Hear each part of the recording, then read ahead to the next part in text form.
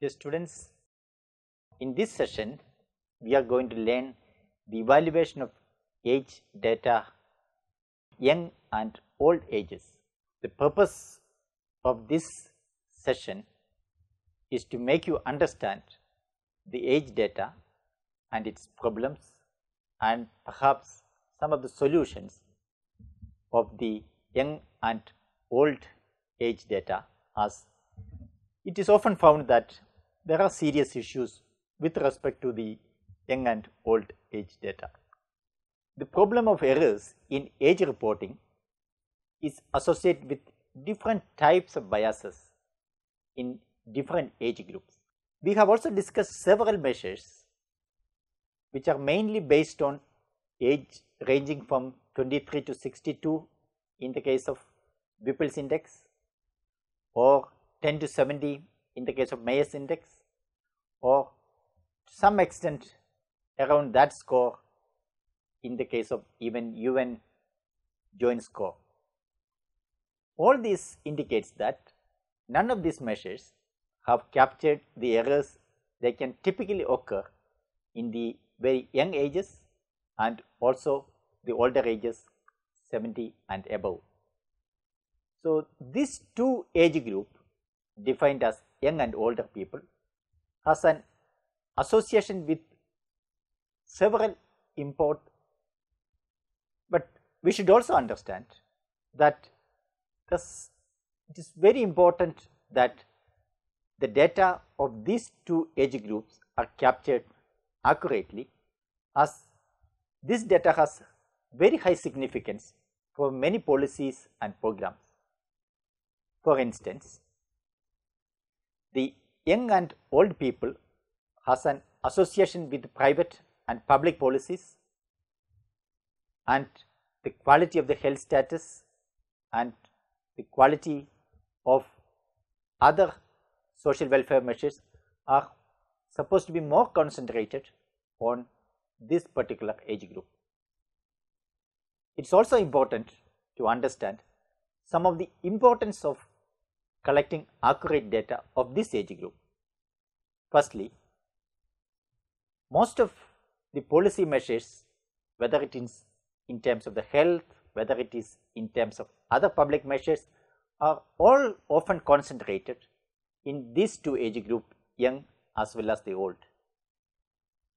And secondly, population in the young and older ages are critical indicators to measure the dependency ratio, which is an important variable to measure the pressure on the population of the working age population.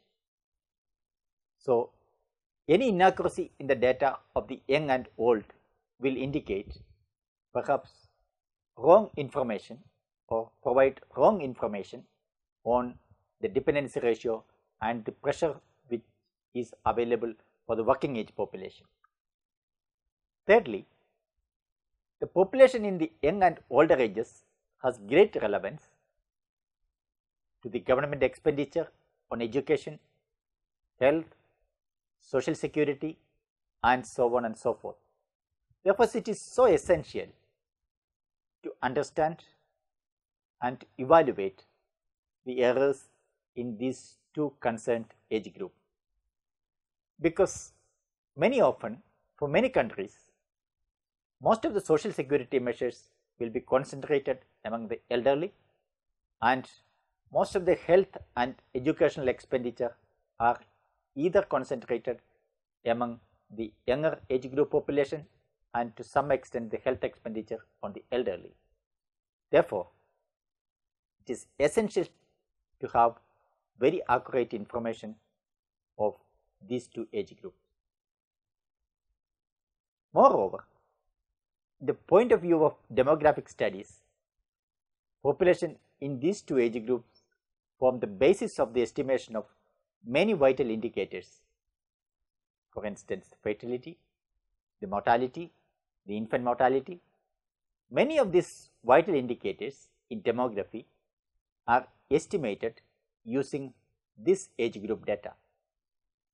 For instance, the census data on 0 to 4 age group, which is primarily the births which has taken place the last 5 years, is often used to estimate fertility rate for during the last 5-year period, or the census data on 5 to 9 age group, which is the birth taken place from 5 to 9 years back in that particular country, is often used to estimate the fertility rate of that period between 5 to 9 years prior to the census or the survey. Therefore, it is important that this data is captured accurately to avoid any errors in the estimation of fertility or mortality, because infant mortality rate typically necessitates data on infant deaths and births accurately for the younger age groups.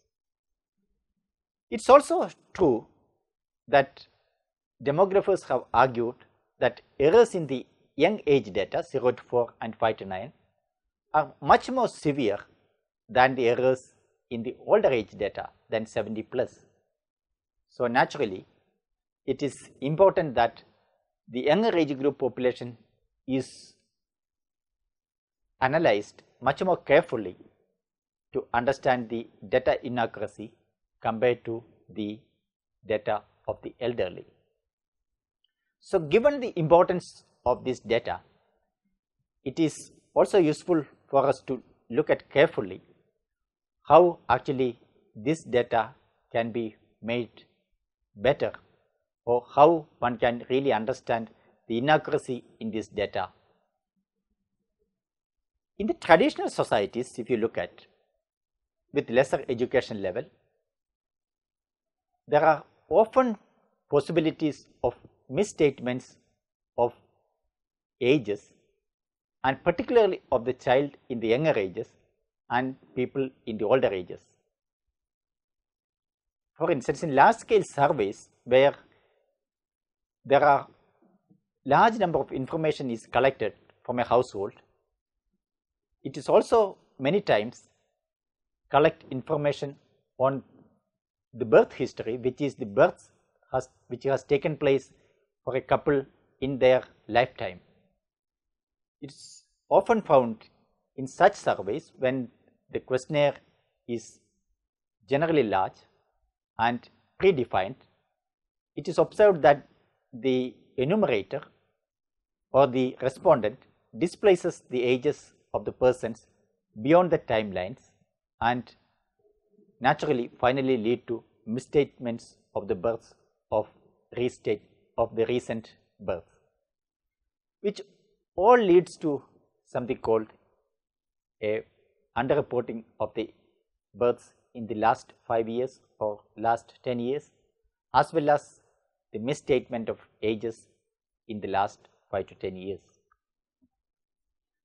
There are also several such types of errors related to the young and old data, and we will in this session will discuss some of these issues and find out what are the possible measures to address such errors and what are the possible measures to evaluate the inaccuracy in the age data of the very young and old.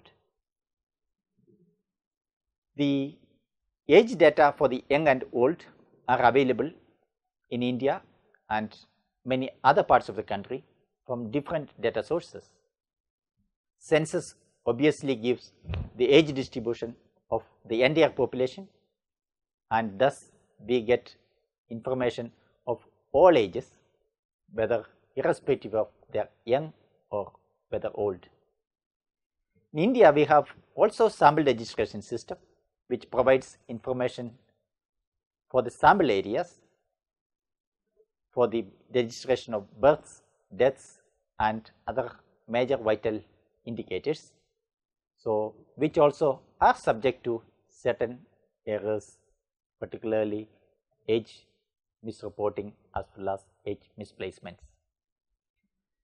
The civil registration system systematically underestimates the births and deaths in the country.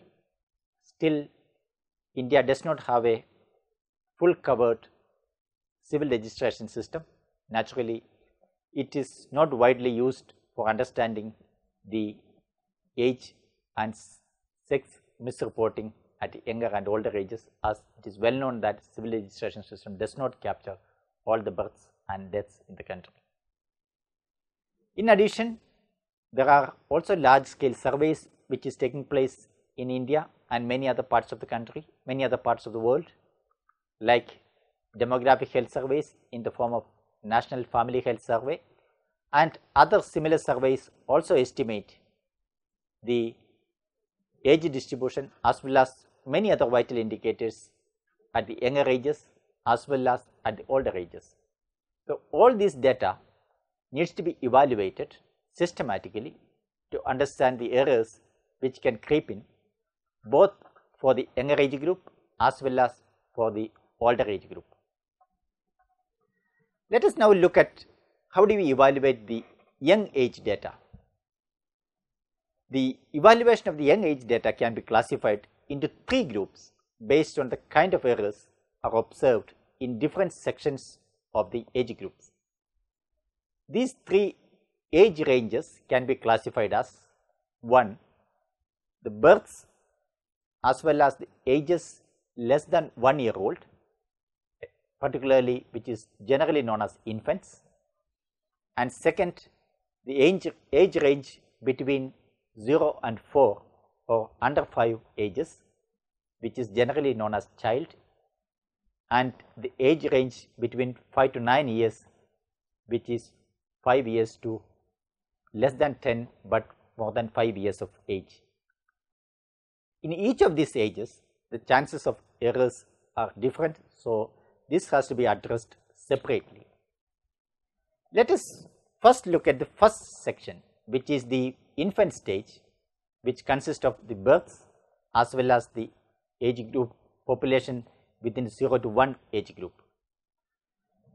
Birth reporting, as all of us know, faces two fundamental challenges related to the omission and displacement.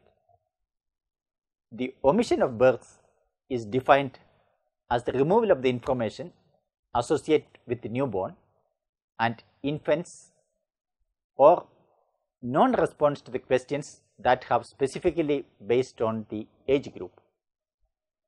For example, the respondent asked a question on the number of births or number of people who are surviving in the household less than 1 year.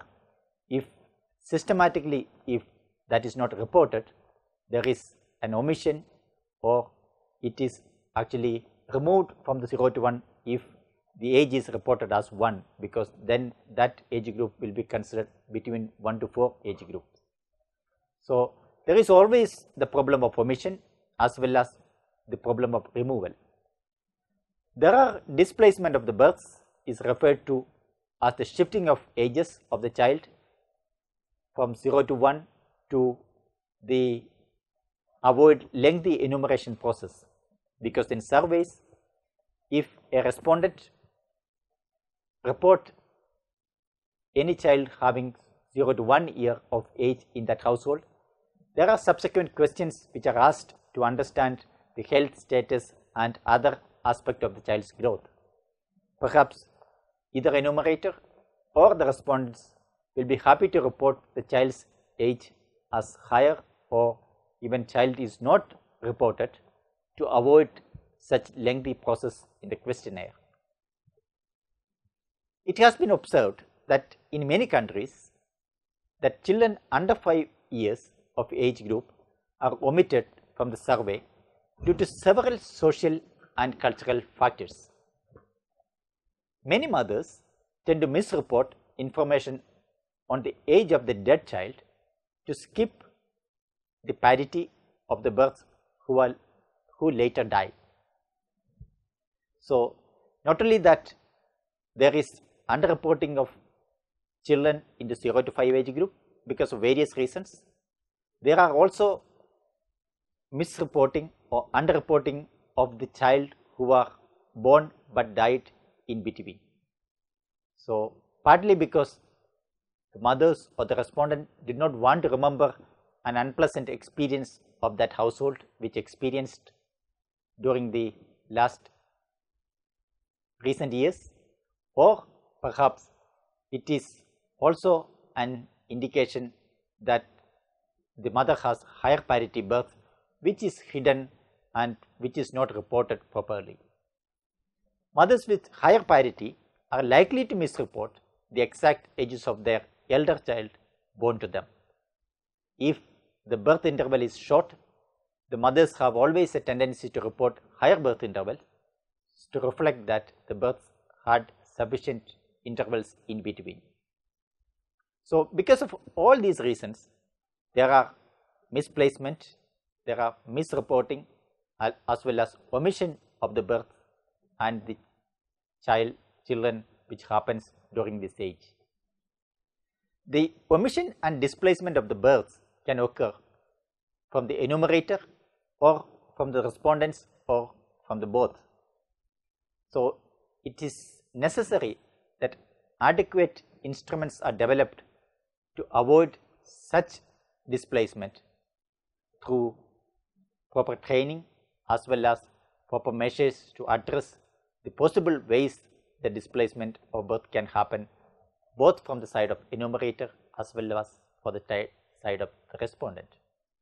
The most prominent factor leading to displacement or omission of the female girl child from the enumeration process is due to strong son preference, because many families may not like to report the female birth as the status of female children are much lower in a society which has strong son preference. There are three types of omissions of the births which often we notice. One, a tendency to underreport the births of one sex, mostly omit the girl child. And second, omission of the children died either in the first month or of the births within the span of 1 year. These can be sex specific omission as well. So, the mothers may not like to report a death of a child which has happened soon after birth, as this has happened and they would perhaps would not like to remember it any further and report it to anyone. And finally and thirdly, the omission of deaths of specific sex of the child, like boy child, or so even that perhaps can occur because the death of a specific sex in specific sex group may not get adequately reported. To evaluate the errors in the reporting of the births, three basic techniques that are well pronounced in the case of reporting can be used. Firstly, the sex ratio at birth, which are widely used to understand the quality of the sex data. The sex ratios of the neonatal deaths, which is also often used to understand the quality of the death data at the early ages, and the sex ratio of the infant deaths, which are also often used to understand the quality of the reporting of the death information at younger ages.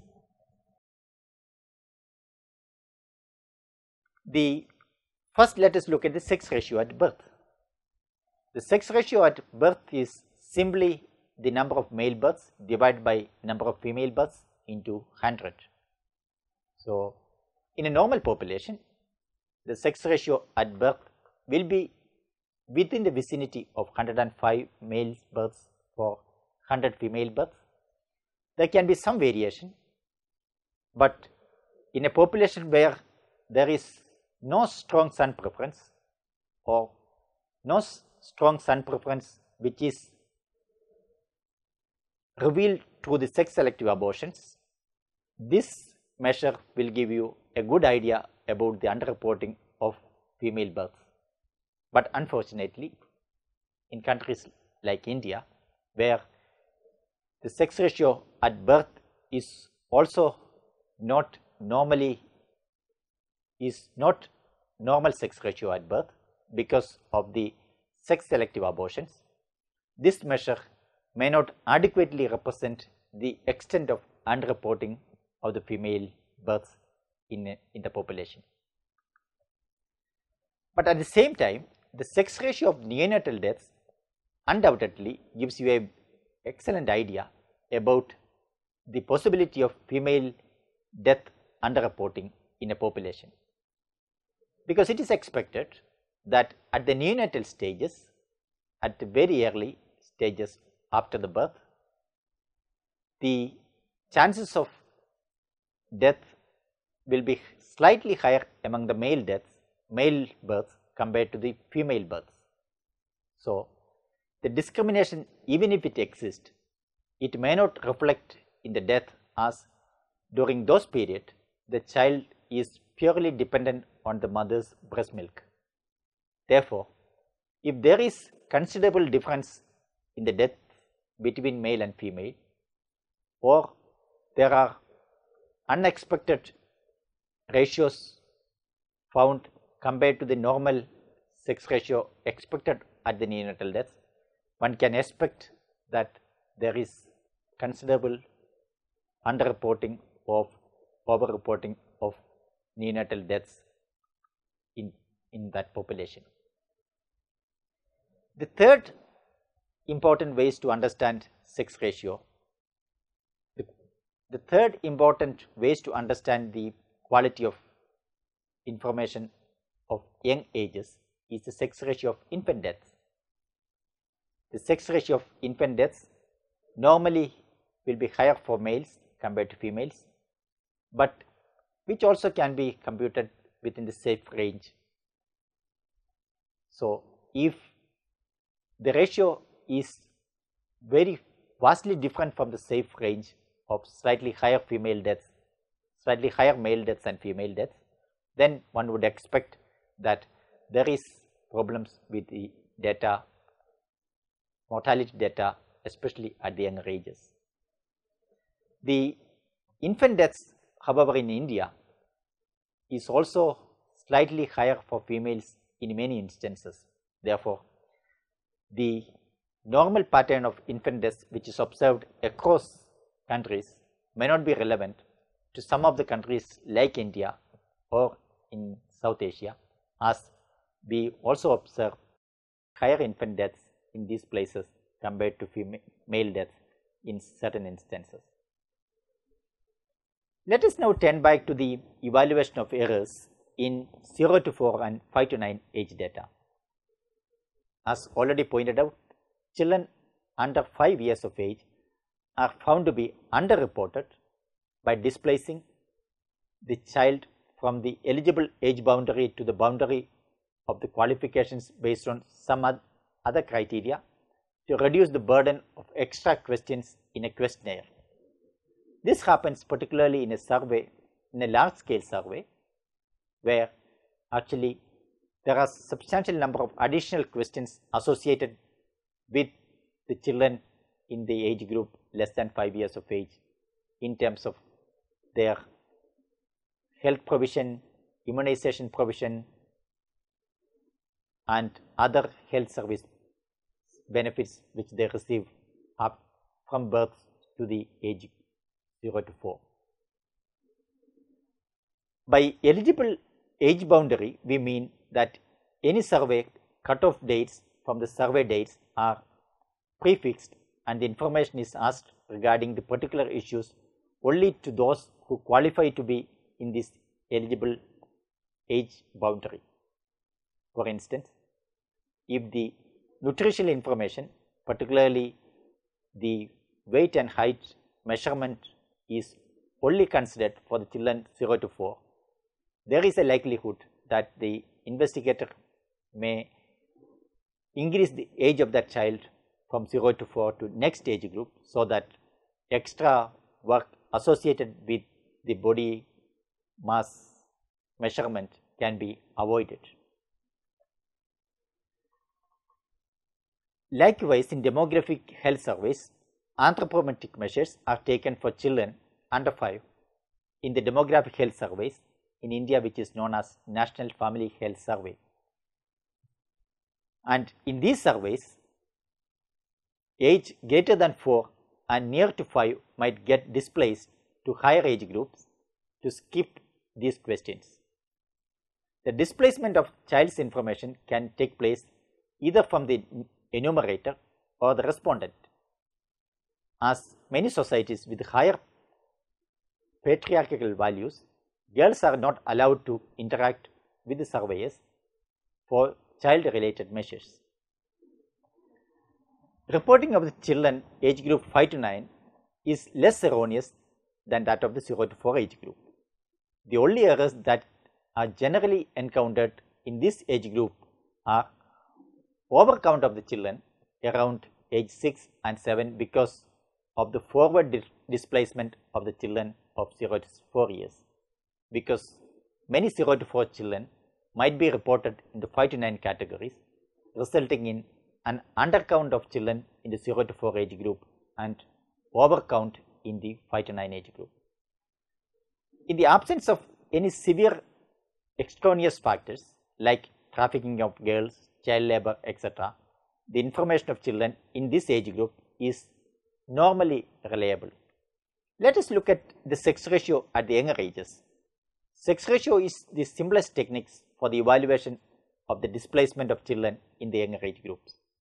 But this method has some inherent drawbacks, as it also suffers from the limitations of the omissions of the births and deaths. Also, one can compare the sex ratios obtained from surveys or census to that of one derived from the smooth standard population to study the excess of girls or boys displaced. Here is an example where sex ratio of the population below age 10 years is plotted for the census 2011 of India. If you look at, it shows an interesting pattern for the rural and urban areas. It shows that the sex ratio has been relatively high in the rural areas, but in the initial ages, both for rural and urban areas in the initial ages, but it has come down drastically between 4 and 5 years and substantially goes up in 5 and 6 years of ages, indicating clearly that the female births are undercounted in certain ages and displaced to the subsequent ages, especially 6 and 7 or 5, 6 and 7 in this case. So, such distortions are often noticeable in the age and sex data of the younger age group. Yet another method of understanding the quality of the data at the younger age group is to reverse survival method. A reverse survival method is a powerful tool to indirectly estimate the number of births and children in the specified age group 5 years preceding the survey. This method is based on the population below age 15 and their associated survival pattern. Let us suppose that a population enumerated between x to x plus n during the time t, that is in 2001 census, suppose 0 to 4 age group, is supposed to be born 5 years preceding the survey, t minus 5, between 2011, it is 2006 to 11 period. So, it is nothing but a mid-year population between the two age groups, and the number of births that took place during the time t minus 5 can be measured by adjusting for the mortality during the last 5 year period. So, the births t minus 5 to t can be easily estimated, and from that one can also estimate the birth rate and other parameters in case we have the information on the mortality situation of the last 5 year period for the younger age group. We also look at the evaluation of old age data. In the old age data population the population data at the older ages also is subject to different errors, and we often know that the respondent often does not report the age of the elderly in the household accurately. Most often they are over-report the age and actually shifted to the subsequent age groups or subsequent digits which are preferred by the households. Most often it is observed that information about older people in the households are not known and thus are misreported, or some preferred ages or exaggerated to get higher digits. Therefore, following are the reasons for misreporting of the ages in the older ages. One is ignorance, to report the correct ages, and desire to show a higher age to increase the pride, so that to indicate that the concerned elderly living in the household has much higher ages than what is really the accurate age. If you look at the population age 80 for bigger states of India during the census 2011, you would get an idea how it is getting fluctuated in different ages because of the inaccuracy in data. Overall, we have looked at in this session the data problems associated with the child as well as elderly, the serious data problems at the 0 to 1 age group, at the child 0 to 4 age group, over-reporting of population at the 5 to 9 age group, under-reporting of mortality in certain sexes as well as overall mortality, as well as serious age problems associated with the elderly. So, one has to be aware of these limitations when we use this data and evaluate it using simple measures like reverse survival, sex ratios, and possibly adjust it when we use this data for demographic estimations. Thank you.